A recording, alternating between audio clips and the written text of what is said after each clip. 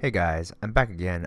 Today we're taking a look at the ISO performance between the A7 Mark III and the A7S Mark III between 1080p and 4K files. Starting off, these are ISO 100 shots in 4K, and we slowly move up to 640. On the right hand side, you'll have the A7 Mark III. On the left, the A7S Mark III. Note that the A7 Mark III does have a crop and 4K, so that's why the image is slightly blown in a little bit more. One thing I want to note is you'll notice the insane dynamic range of the A7S Mark III right away. If you look at the flame in the candle itself compared between the two shots, the A7S Mark III, you can distinctly see the reflection of the flame within the melted wax. If you look at the A7 Mark III, you can see that the image is quite good all around with ISO performance, but the dynamic range isn't nearly as close as the A7S Mark III. Moving up in the ISO range, these are all quite usable shots at 6400 between both cameras. The color in the A7 Mark III is a little bit off. You can notice the green glow in the surrounding environment in the A7S Mark III, whereas the A7 Mark III has kind of this brown tinge. That could be the updated color science that Sony has improved upon over the last couple years. At 12800, this is the last ISO I would push my A7 Mark III to, whereas the A7S Mark III, even past the 25600 in these 4K shots, look quite good. At 25600, the A7 Mark III can have usable shots, but at this point, I would prefer to change my footage into black and white.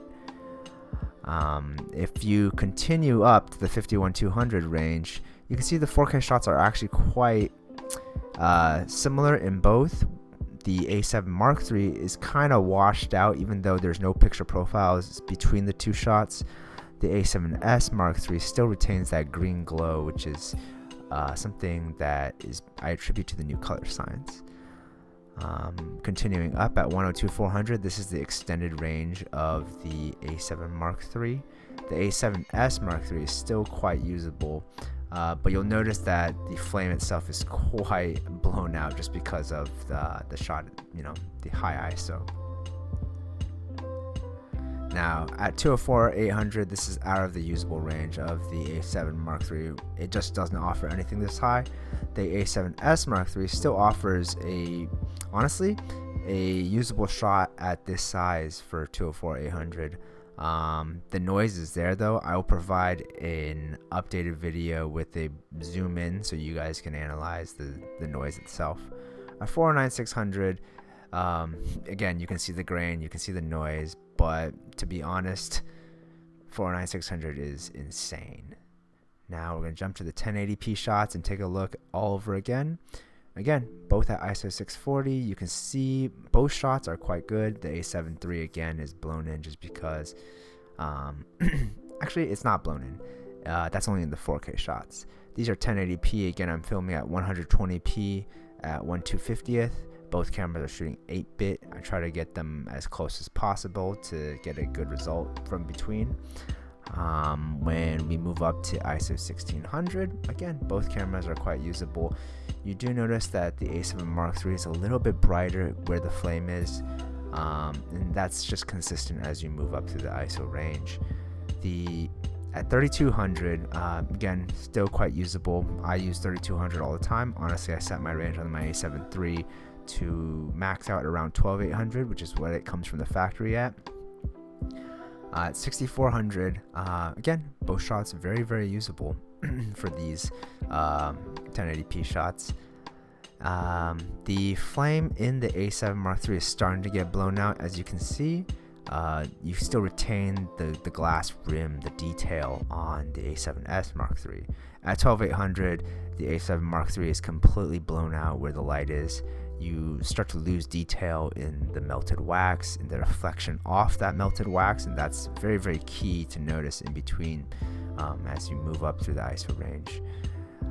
Interestingly enough, at the 25600 range, you can see that the A7 Mark III pulls a little bit more of the image out from, you can see where the knife is below the candle, whereas the A7S Mark III doesn't really have that, but it's still a much cleaner image, even up to 51-200, as you can see here. The noise is very, very relevant. It's very, very visible at 51-200 in A7 Mark III, versus the A7S Mark III, again, is just very, very clean, very usable shot. Continuing on to 102-400, again, I would never use a video at this range in my A7 Mark III. The A7S Mark III still has quite a, it's a usable shot, if you want to consider that. And then again, these extended ranges of the A7S Mark III, it does a much better job at maintaining that noise and making it a usable shot compared to the A7 Mark III. If you notice, there's just far less noise, far less grain. And then at 409-600, again, this is just for the flex, that ultimate superior ISO range. So yeah, I hope you guys like these videos. If you do, please like and subscribe, and check out for more content like this. Thank you guys. I'll see you guys next time.